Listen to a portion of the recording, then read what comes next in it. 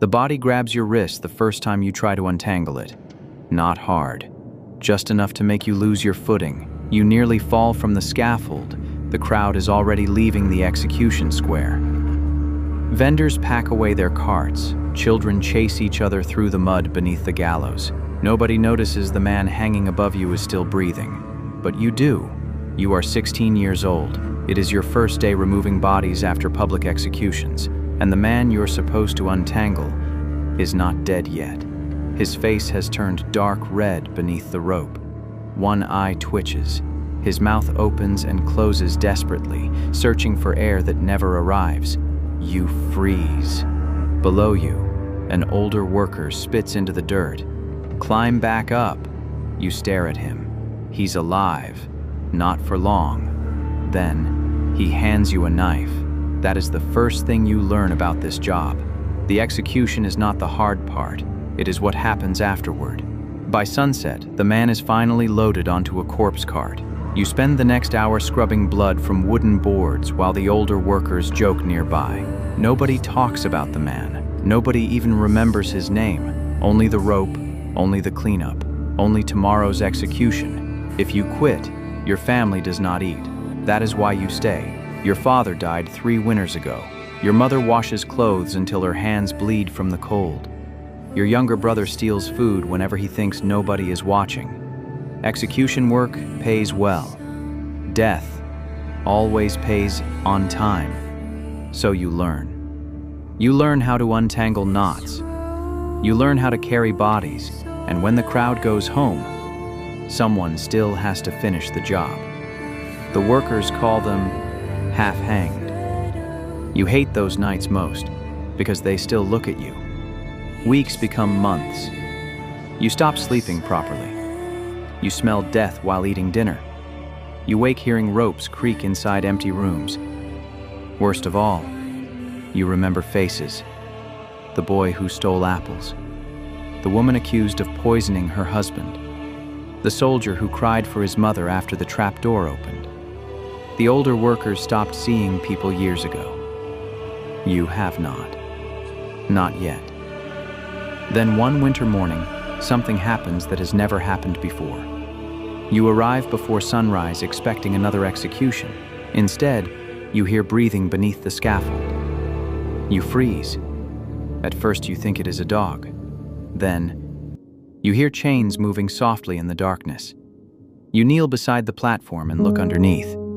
A man is hiding there, barefoot, shivering. A rope mark circles his bruised neck. And the moment he sees you, he grabs your wrist. The man does not let go immediately. His fingers tighten around your wrist so hard they almost hurt. Not because he is threatening you, because he is terrified. Up close, he looks worse than you first thought. His face is swollen. One eye is nearly closed. Fresh bruises circle his neck beneath older rope marks. The skin there is dark, purple, and black, as if death already tried taking him once and changed its mind halfway through. "Please," he whispers. His voice sounds broken, not emotional. Broken, like every word hurts to force out. You recognize him instantly. Yesterday's hanging. The rope snapped.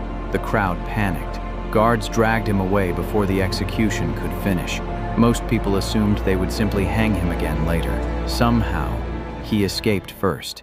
Now he is hiding beneath the same scaffold where you spend your days untangling bodies. "You didn't see me." The man's breathing trembles. "I just need..." Until nightfall. For several seconds, neither of you speaks.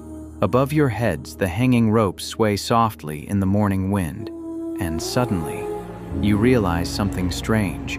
This is the first living person who has looked at you with hope in a very long time. Most people avoid your eyes. Workers from the scaffold are treated like ghosts, useful, necessary, unwanted, but this man looks at you differently, like you might actually help him, which is exactly why you should leave, right now. If guards find him here, they will not care how innocent you are. Helping a condemned prisoner is often punished almost as harshly as being one. You know that. He knows that.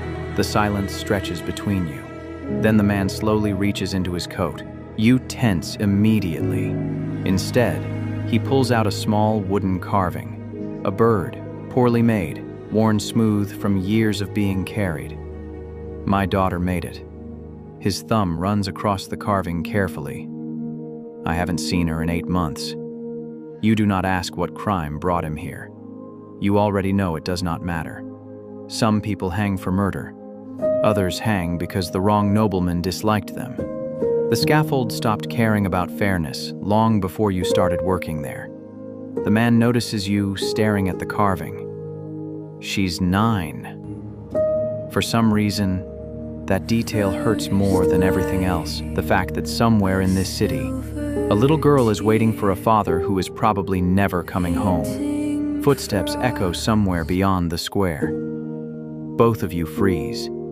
A guard patrol. Still distant, but getting closer.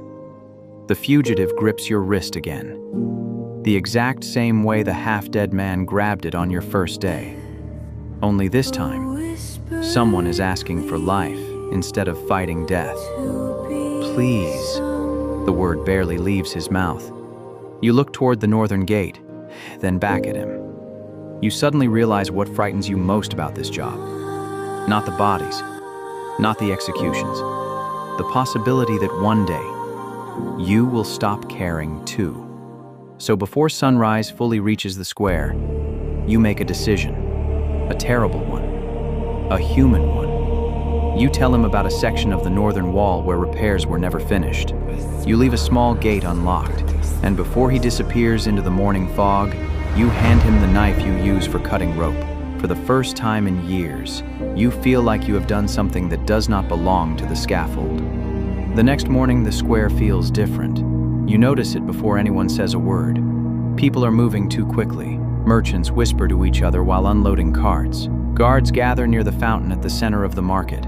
Even the executioner arrives earlier than usual. Something happened. Your stomach already knows what it is.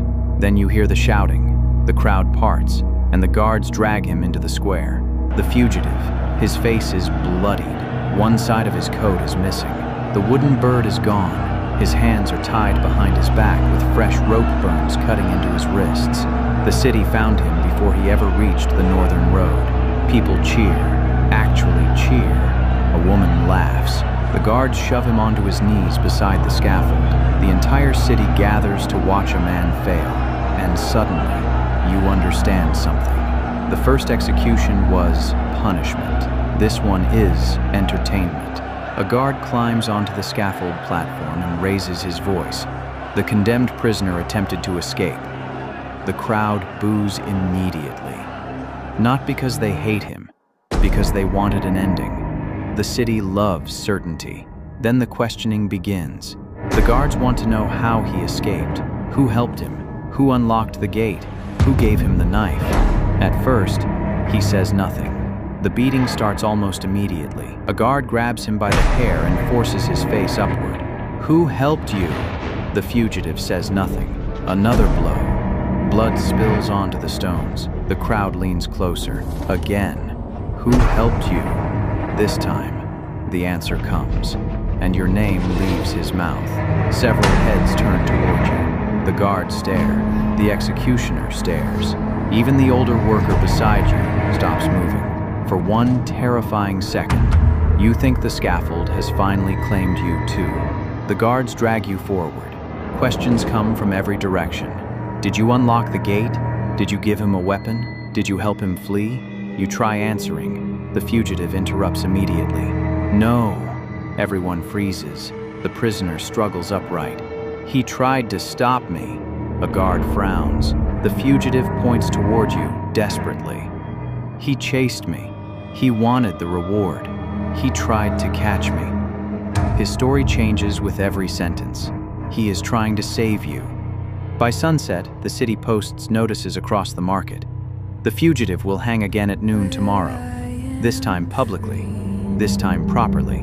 No mistakes. That night, you cannot sleep at all. You keep seeing the man's face. Not during the beating. Not during the capture. Not even during the questioning. You keep seeing him beneath the scaffold. holding the wooden bird, talking about his daughter. And for the first time since taking this job, you wish you had walked away, because tomorrow you already know exactly what your job will be when the crowd goes home.